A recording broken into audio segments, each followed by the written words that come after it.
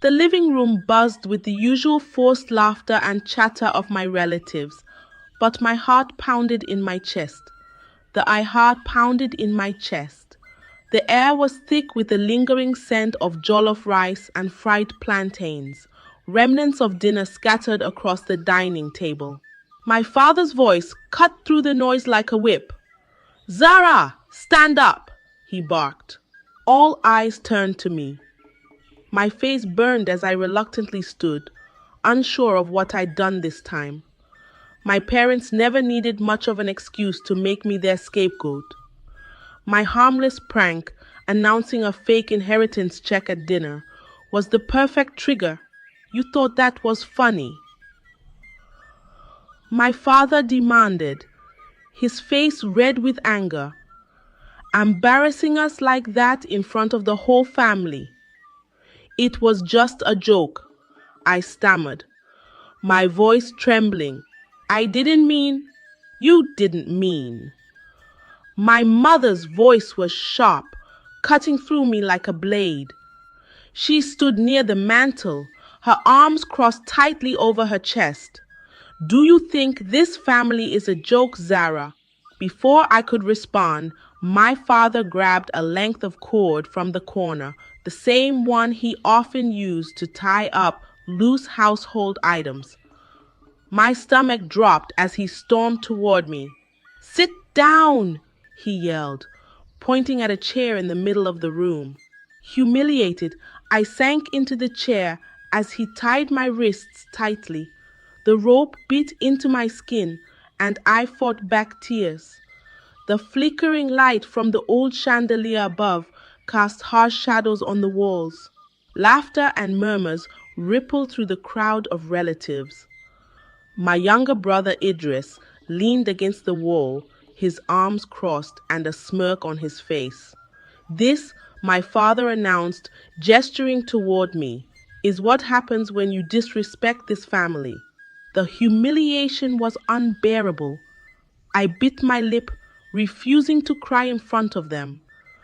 My parents' voices blurred into background noise as they continued to berate me. I wished the ground would swallow me whole.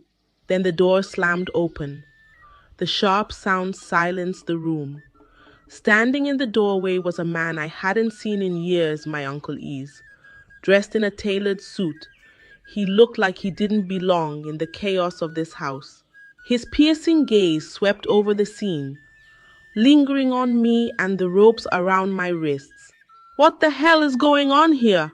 he demanded, his voice low and dangerous. My father straightened his back, faltering for the first time. "Eze, this doesn't concern you." Eze stepped into the room. These stepped into the room, his presence commanding. The silver cufflinks on his sleeves caught the dim light, glinting like tiny shields. It does now. The tension in the room was suffocating as Eze strode toward me. He crouched in front of me, his expression softening. "Are you okay, Zara?" I nodded, though my throat was tight with unshed tears. The faint hum of the refrigerator in the kitchen was the only sound as the room held its breath. Eze stood, turning to face my parents. "Untie her," he said, his voice cold and unyielding. "This is discipline." My mother argued. "She needs to learn discipline." Eze's voice rose slightly, his anger barely contained. "This isn't discipline. This is cruelty." My father hesitated, but Eze's glare left no room for argument. Grumbling under his breath, he loosened the ropes around my wrists. My arms fell free, and I rubbed at the red marks left behind, the skin already beginning to bruise. These turned to me. "Go pack your things." "What?" My mother's voice rose in disbelief. "You can't just take her." "Oh, I can," Eze said, his tone icy, "and I will. You've proven you don't deserve her." "You don't understand," my father started. But Eze cut him off. No, Obi, I understand perfectly. I've watched you and Lami tear her down for years. That ends today. My parents exchanged a panicked look. They knew they couldn't challenge Eze. His wealth and influence far outweighed theirs, and they relied on him too much to risk alienating him completely. This is a mistake, my mother hissed, her face twisted with anger. The only mistake, Eze said, his voice calm but firm, is the way you've treated your daughter. He turned back to me, his expression softening again. You're coming with me. You don't belong here. I followed Eze out of the house, my steps hesitant at first, then quicker as the weight of the room behind me lifted. The cold night air hit my face like a breath of freedom.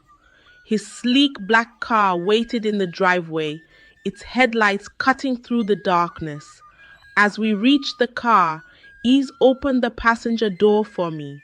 Get in, he said, his tone firm but kind. I slid into the seat, my heart pounding in my chest. The leather interior smelled faintly of mint and something more expensive, like polished wood and subtle cologne. Behind us, my parents stood on the porch, my mother's face twisted in fury while my father looked stunned, his usual bravado stripped away. Idris peeked out from behind them, his smirk gone, replaced by something that almost looked like regret. Eze climbed into the driver's seat and started the engine. The roar of the car drowned out the murmurs from the porch. As we pulled away, I glanced back, once, just once, to see my mother's silhouette shrinking into the distance. And then they were gone. You don't need to look back anymore, Eze said, his voice steady. You're free now. Eze's estate was like stepping into a different reality. The house stood tall and majestic, surrounded by manicured gardens that seemed to stretch endlessly. The sleek architecture gleamed in the moonlight, and the warm glow from the windows made the mansion feel alive. This is your home now, he said, as he unlocked the front door and led me inside. The interior was even more breathtaking: high ceilings, polished floors, and walls lined with bookshelves and art. Yet, for all its grandeur, the house didn't feel cold or imposing. It felt safe. A faint aroma of lavender lingered in the air, soothing my frayed nerves. Come on, he said, gesturing for me to follow him up the grand staircase with its smooth mahogany railings. He showed me to a spacious guest room with a soft bed, a desk by the window, and a view of the sprawling gardens below, where solar-powered lanterns dotted the pathways like tiny stars. Take your time settling in, he said. We'll talk in the morning. As he left, I sat on the edge of the bed, overwhelmed. The events of the night replayed in my mind, the humiliation, the anger, and then Eze stepping in like a shield I never knew I had. For the first time in years, I felt a flicker of hope. The morning sun poured through the windows, bathing the room in golden light. The faint chirping of birds outside added a peaceful backdrop to the morning stillness. For a moment, I forgot where I was. Then, the memories of the previous night came rushing back. I found Eze in the dining room, seated at a long table, set with breakfast. The aroma of freshly brewed coffee and warm bread filled the air. He glanced up as I entered, a warm smile spreading across his face. Good morning, he said. Did you sleep well? I nodded, though my sleep had been restless, haunted by dreams I couldn't quite remember. Thank you for everything. He waved a hand dismissively. You don't have to thank me, Zara. What they did to you was wrong. It's my job to make sure you're safe now. As we ate, Eze began to ask me questions, gentle, probing questions about my interests, my dreams, the things I'd never had the chance to explore. The soft clink of cutlery against porcelain punctuated our conversation. For the first time, someone wanted to know who I was, not who they wanted me to be. What do you love? He asked. I hesitated, the question catching me off guard.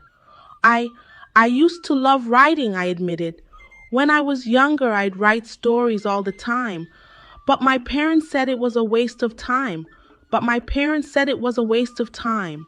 Eze's expression darkened, but his voice remained calm. They were wrong. If writing makes you happy, you should do it. A few days later, Eze sat me down in his study. The room smelled faintly of old books and cedar, the shelves lined with novels, biographies, and leather-bound journals. I've been thinking, he said. You've been through a lot, Zara, more than anyone should have to. I want you to consider therapy. Therapy. The word felt foreign, almost taboo. My parents had always dismissed mental health as an indulgence for the weak, but Eze's tone wasn't dismissive. It was caring, encouraging. I know it's a lot to think about, he continued, but it could help. You don't have to carry this alone. I hesitated, but something in his voice reassured me. Okay, I said finally. I'll try. Idris arranged for me to see Dr. Lamy Carter, a therapist he trusted. Her office was cozy and inviting, a stark contrast to the sterile, intimidating spaces I'd imagined therapy to be. A soft rug covered the floor, and sunlight streamed through the large window, illuminating potted plants that lined the sill. During our first session, she let me talk at my own pace, her gentle demeanor putting me at ease. I've always felt like I wasn't enough, I admitted, my voice barely above a whisper. No matter what I did, it was never good enough for them. Dr. Carter nodded, her expression kind but serious. That's a heavy burden to carry, but it's not yours to bear. Zara, their treatment of you says more about them than it does about you. Her words lingered with me long after the session ended, planting the first seeds of healing. With therapy giving me the tools to process my pain, Idris encouraged me to dive back into writing. He set up a small writing nook in my room, complete with a new laptop and shelves stocked with books on storytelling and creativity. A soft desk lamp cast a warm glow over the space. Consider this your space, he said. No pressure. Just write what feels right. At first, the words came slowly. I hadn't written in years, and the blank page felt intimidating. But as I let myself sink into the process, something shifted.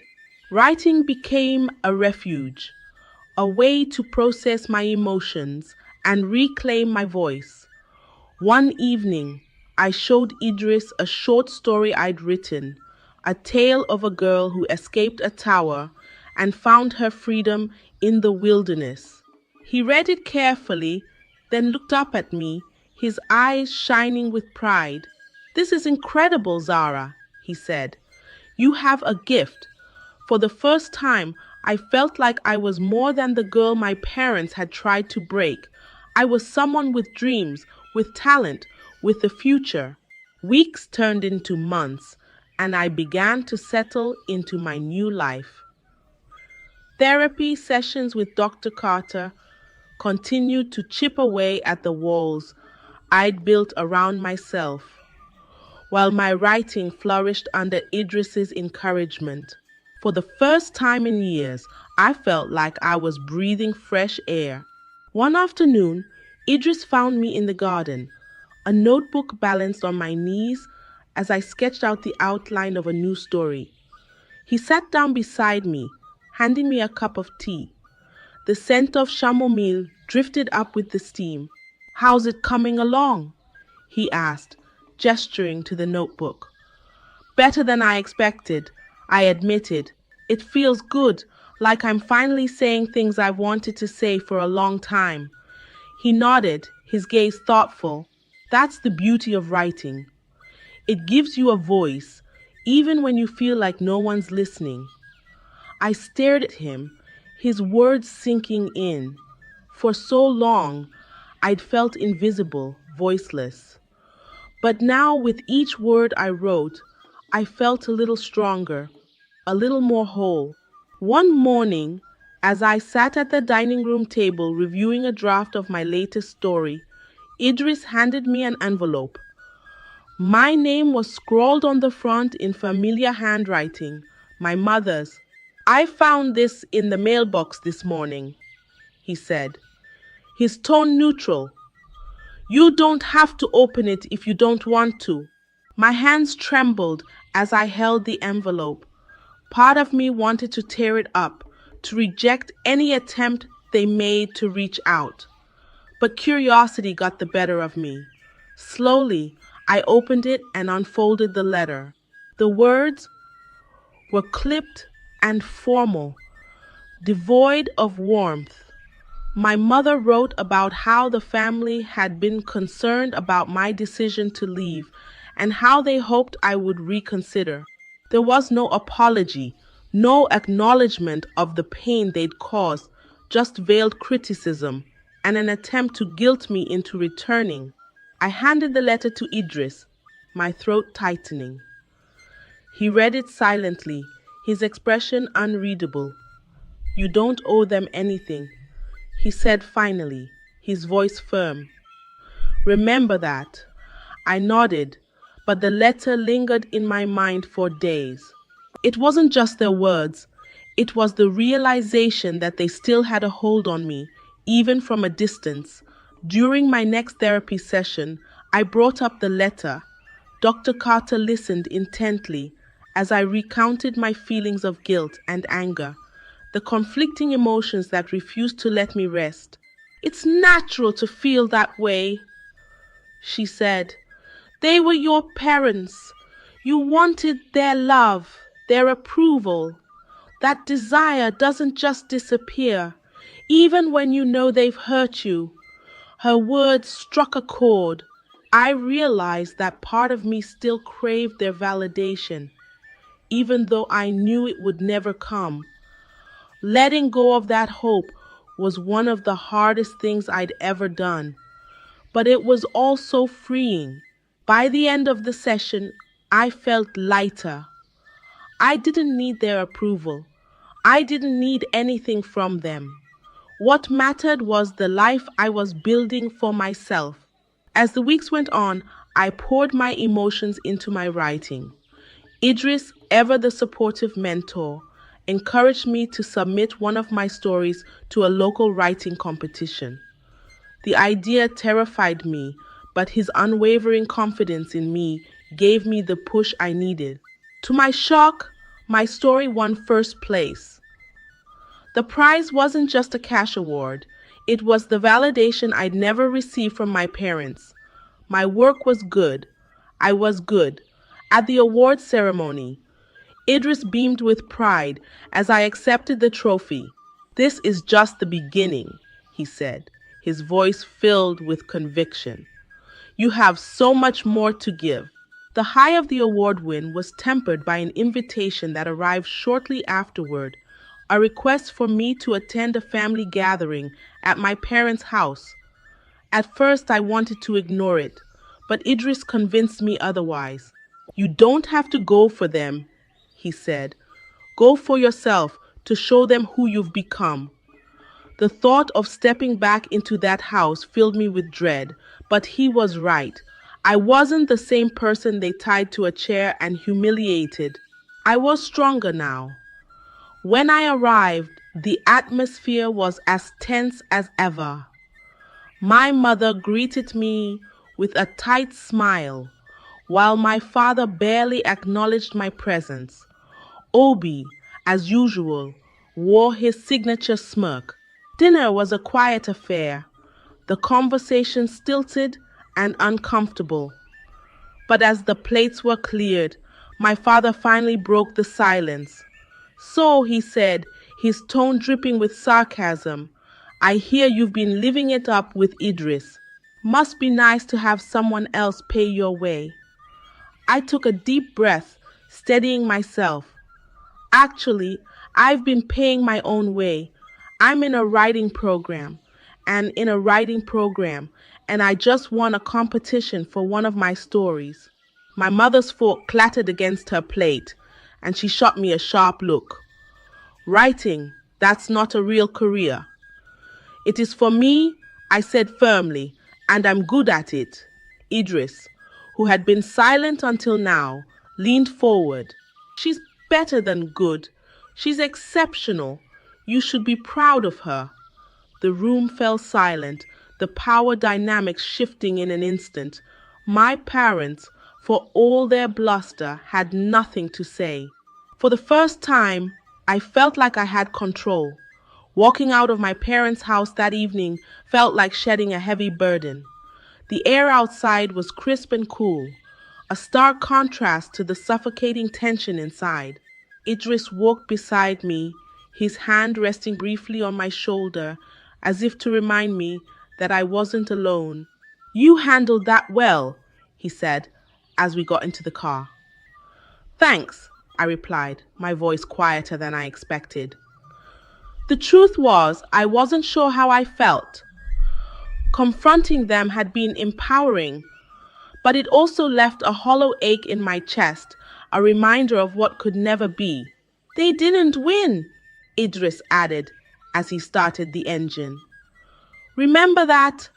I nodded, watching the house grow smaller in the rearview mirror. For the first time, I felt like I could truly leave them behind.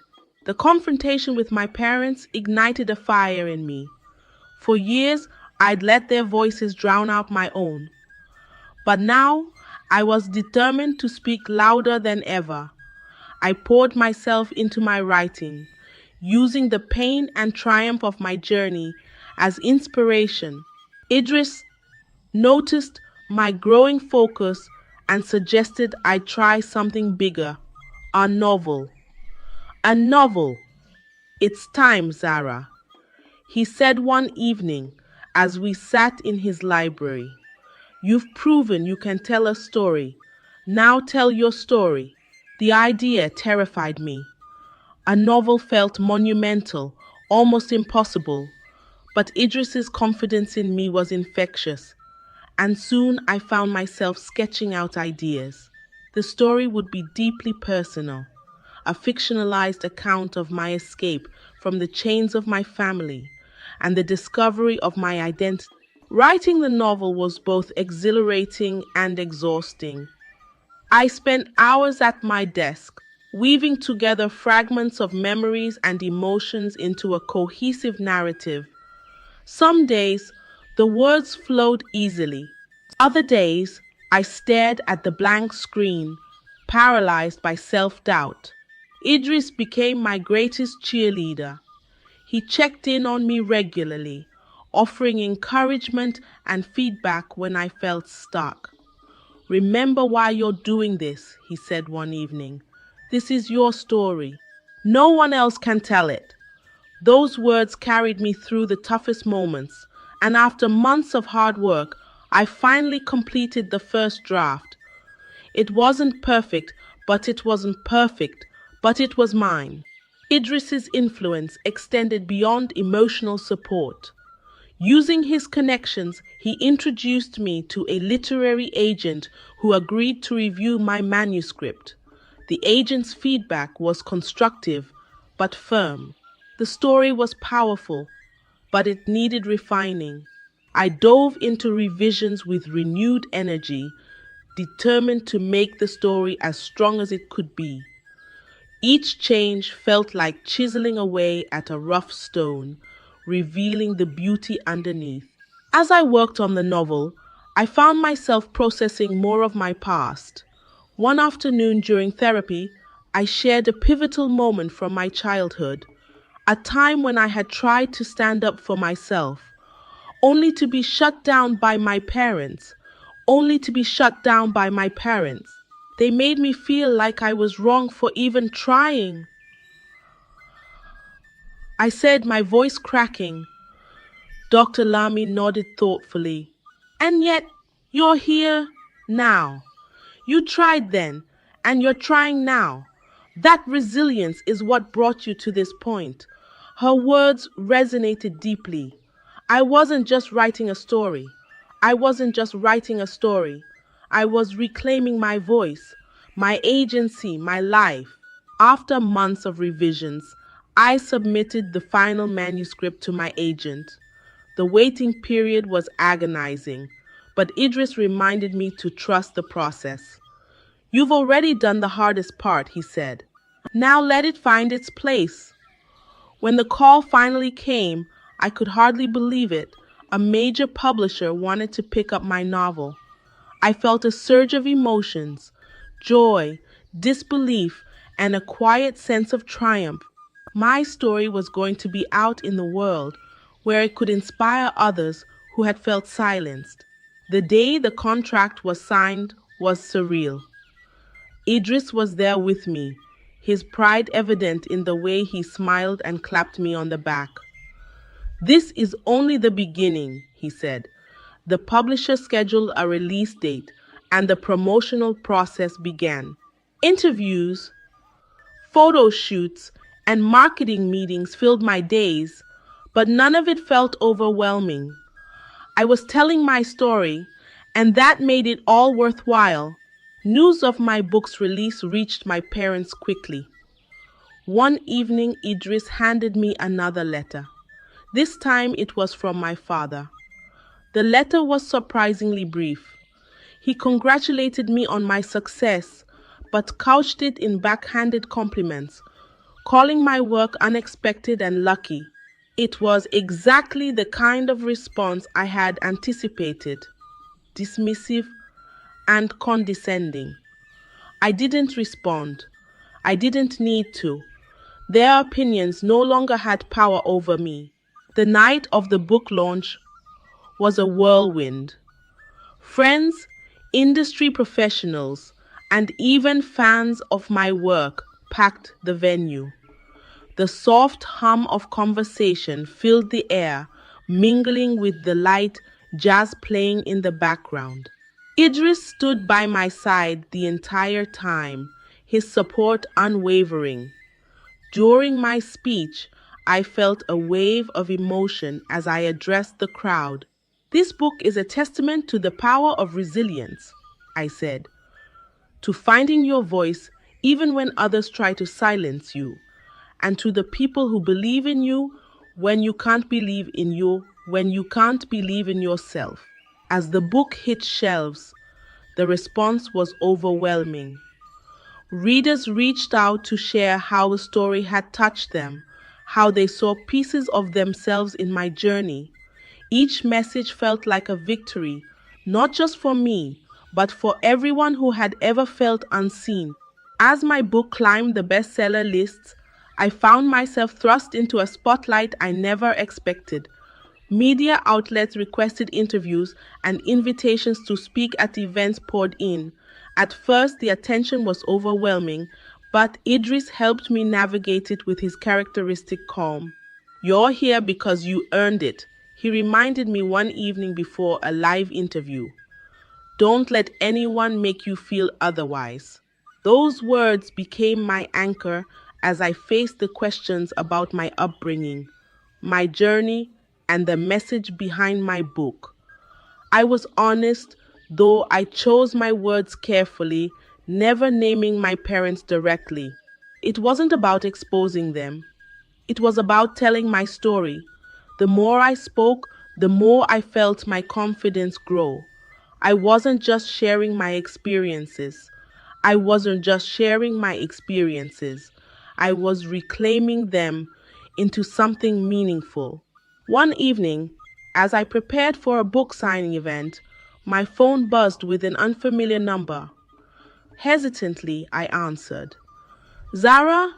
The voice on the other end was hesitant, uncertain. It was Obi. What do you want? I asked, my tone sharper than I intended. I, I've been reading your book, he said. I didn't realize. I didn't see things the way you did. His words took me off guard. For years, Obi had been my parents' golden child, implicit in their favoritism. Hearing him acknowledge my pain felt surreal. I'm not looking for an apology, I said. If that's what this is about, it's not, he replied quickly. I just, I wanted to say that I'm sorry for how I treated you, for not standing up for you when I should have. The sincerity in his voice was undeniable, and for the first time, I felt a sliver of understanding between us. Thank you, I said softly. That means more than you know. Obi's apology marked the beginning of a tentative relationship between us. He admitted that living up to our parents' expectations had been suffocating in its own way. I didn't realize how much of myself I was losing, he said during one of our conversations. His words resonated with me, and I found myself forgiving him, not just for his complicity, but for his own struggles. We weren't the same people we had been under our parents' roof, and that realization gave us a chance to start anew. A month later, another letter arrived from my parents. This one was different. It wasn't filled with backhanded compliments or veiled criticisms. It was a rare acknowledgement of their actions, written in shaky, uncertain handwriting. We didn't realize how much we hurt you, my mother wrote. We thought we were doing what was best, but now we see how wrong we were. The letter stirred a complex mix of emotions, anger, sadness, and a faint glimmer of hope. It wasn't a perfect apology, but it was something. When I showed the letter to Idris, he studied it for a long moment before speaking. It's up to you whether you respond, he said. But remember, forgiveness doesn't mean forgetting. It means freeing yourself from their power. I chose not to respond, not because I hated them, but because I didn't need anything more from them. Their acknowledgement, however imperfect, was enough. I had moved on, and I wasn't going back. Back in therapy, Dr. Lamy helped me unpack the letter and the emotions it stirred. Her office, with its soft lighting and plush chairs, had become a safe haven for my thoughts. Closure isn't something they can give you, she said. It's something you give yourself. Her words stayed with me, and over time, I felt the weight of my past lift. I wasn't defined by my past lift. I wasn't defined by my parents' treatment of me. I was defined by the life I had built in spite of it. The day my second book was released, a follow-up to my memoir, focusing on healing and growth, I found myself reflecting on how far I had come. Idris stood beside me at the launch event, his pride evident. This is your legacy, he said, not the pain they gave you. This, his words brought tears to my eyes. He had been my rock, my guide, and my biggest supporter.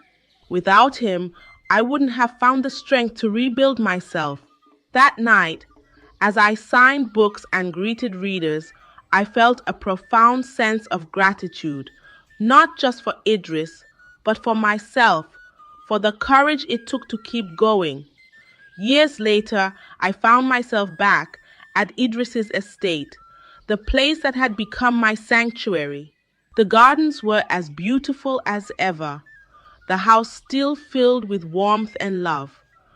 Idris and I sat on the terrace, sipping tea as the sun dipped below the horizon. The scent of jasmine floated on the breeze, adding to the tranquility of the evening. "You've built something incredible," he said, his voice filled with quiet pride. "You've turned your pain into something that helps others." I smiled, my heart full. "I couldn't have done it without you." Idris shook his head. "You did this, Zara. I just gave you the space to find yourself." As the stars began to appear in the sky, I felt a deep sense of peace. My journey had been long and painful, but it had brought me to this moment, a moment of freedom, love, and self-acceptance. Idris had become more than just a mentor. He was the father I'd always wished for, and together we had built a new kind of family, one based on love, respect, and mutual support. Life teaches us that true strength comes from finding your own voice and breaking free from the chains of others' expectations. Zara's journey shows us that healing begins when we choose ourselves, embrace our worth, and build a life defined by our dreams, not our past. Remember, forgiveness is not for them. It's for you to move forward without baggage. Thank you for watching my channel. Don't forget to check out more inspiring and thought-provoking videos waiting for you here. The final and most challenging tests awaited Zara at the heart of the evil forest. The ancient spirit of the forest, a colossal figure with a voice that echoed through the trees, questioned her sincerity. The air was thick with the scent of damp earth and the distant calls of unseen creatures. A soft, eerie glow emanated from the moss-covered trunks, casting shadows that danced with every whisper of the wind. Once upon a time, in the village of Uno, there lived a young girl named Zara. She was the only child of her parents and the apple of their eye, cherished and pampered beyond measure. Her parents, not wanting her to lack, granted her every wish. Their home, a grand hut adorned with intricate carvings, stood proudly in the center of the village, a testament to their wealth and influence. One day Zara, feeling the absence of siblings, expressed her desire for a monkey as a companion. Her parents, eager to fulfill her desires, got her the monkey without hesitation. The monkey, a lively and mischievous creature with bright amber eyes, became Zara's constant companion. However, Zara's heart was not content. She harbored a secret desire for more, and fueled by her insatiable greed, she began to steal. She began to steal. She stole from her parents, market women, and even neighbors. She also used her monkey to carry out this mischievous act. Zara would command her monkey to steal whatever she fancied, believing that no one would suspect her since she didn't commit the crime herself. Not far from Zara's luxurious home, there lived a poor widow named Lami, struggling to provide for her children.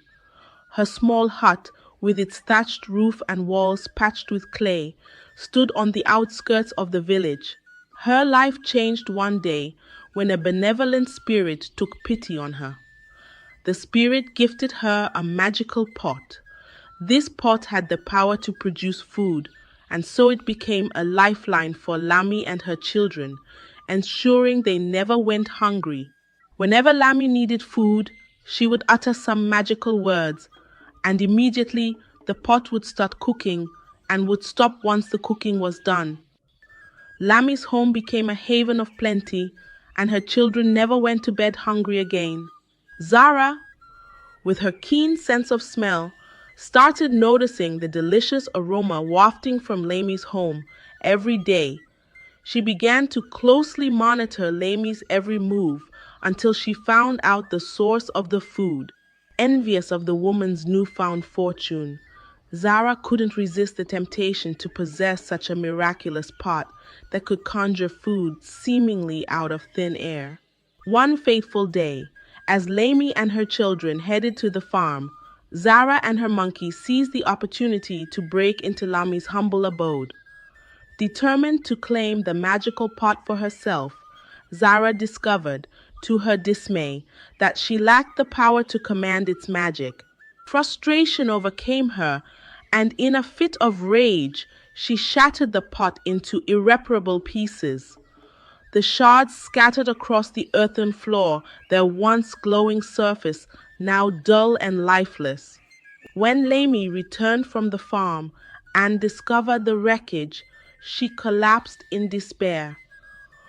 With the pot destroyed, the source of her family's sustenance was gone.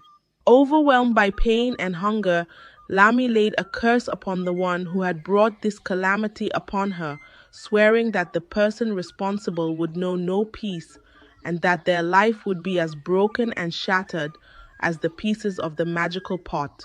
The wind carried her lament through the village, chilling those who heard it to the bone.